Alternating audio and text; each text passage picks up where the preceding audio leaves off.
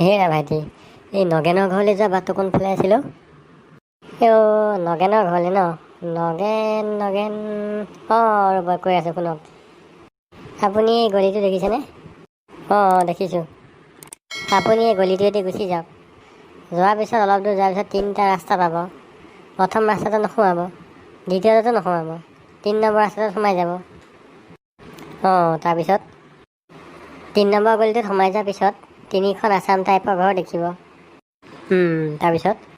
তাৰপিছত আপুনি প্ৰথম ঘৰখনত নোসোমাব, দ্বিতীয় ঘৰখনতো নোসোমাব, 3 নম্বৰ ঘৰখনত সোমাই যাব। তাৰপিছত 3 নম্বৰ ঘৰখনলৈ যোৱাৰ পিছত ঘৰটোত আপুনি 3টা ৰুম দেখিব। প্ৰথম ৰুমটোত নোসোমাব, দ্বিতীয় ৰুমটোতো নোসোমাব, 3 নম্বৰ ৰুমটোত আপুনি সোমাই যাব। তাৰপিছতে 3 নম্বৰ ৰুমটোত সোমোৱাৰ পিছত তাতে আপুনি 3টা আলমাৰি দেখিবলৈ পাব। তাৰপিছতে আপুনি 1 নম্বৰ আলমাৰিটো নুখুলিব, 2 নম্বৰটো নুখুলিব, 3 নম্বৰ আলমাৰিটো খুলি দিব। তাৰপিছতে 3 নম্বৰ আলমাৰিটো খোলাৰ পিছত তাৰ ভিতৰত আপুনি এখন গীতা দেখিবলৈ পাব। হয় নেকি? তাৰপিছত সেই আলমাৰিটোত থকা গীটাৰখনৰ শপত খাই কৈছোঁ, মই নগেনৰ ঘৰটো একদম চিনি নাপাওঁ দেই।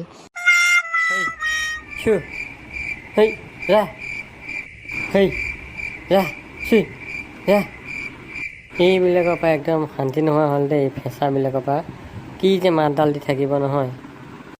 হৌৰা, এই সন্ধিয়া সময়ত কি খেদি আছা হেই? নক'ব আৰু বুজিছেনে খুৰা, এই ফেঁচা গালে কি যে মাতবিলাক দি থাকে আৰু অথনিৰ পৰা নিউ নিউ কৰি আছে হে।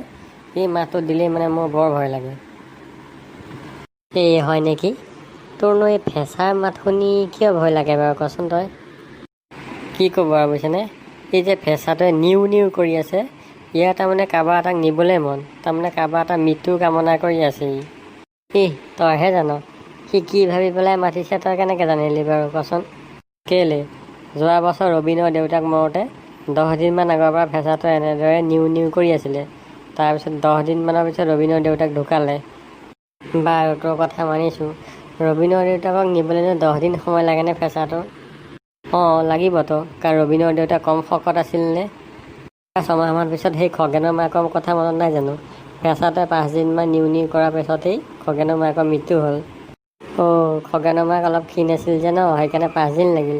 তোৰ যে কথা আৰু দেই। ফেঁচাই নিউ নিউ কৰিলে কাৰোবাৰ এটা মৃত্যু হয়েই, সেইবাবে মই আজি নিউ নিউ কৰোঁতেই ফেঁচাটো খেদি আছোঁ ধুমাধুম। শুনিছনে? আকৌ এবাৰ মাতিলেই। বাৰু তই মোক এটা কথা কচোন। কি কথানো কচোন বাৰু?